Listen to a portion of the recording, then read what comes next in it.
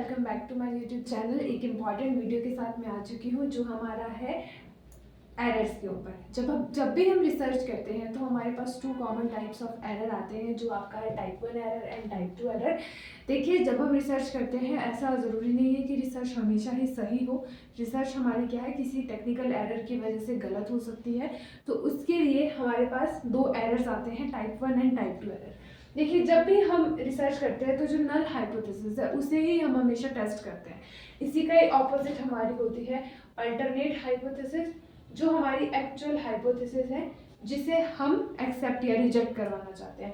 क्योंकि हम alternate hypothesis को टेस्ट नहीं कर सकते, इसीलिए हमें क्या करना पड़ता है, नल हाइपोथेसिस को क्रिएट करना पड़ता है। अब देखिए, अगर नल हाइपोथेसिस आपकी ट्रू है और हम उसे एक्सेप्ट कर रहे हैं, ठीक है, एक्सेप्ट को ही इसमें बोला जाता है फेल टू रिजेक्ट। इससे भी आपके क्वेश्चंस बनते हैं, तो आपने इसका टेक्निकल टर्म याद रखना है, फेल टू रिजेक्ट। एंड अगर नल हाइपोथेसिस ट्रू है, हम उसे एक्सेप्ट कर रहे हैं, तो हमारा डिसीजन करेक्ट है।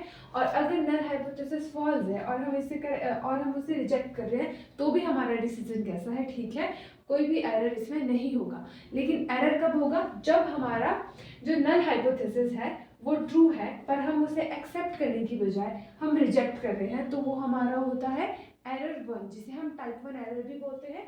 और अगर हमारा जो नल हाइपोथेसिस है वो फॉल्स है और हम उसे एक्सेप्ट कर रहे हैं, तो ये हमारा टाइप 2 एरर होता है।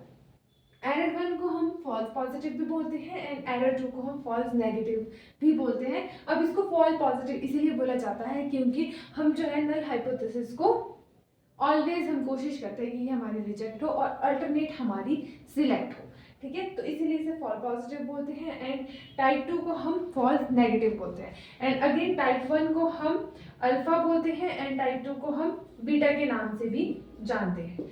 आई होप मेरी छोटी सी वीडियो आपको इन्फॉर्मेटिव लगी होगी। Thank you so much.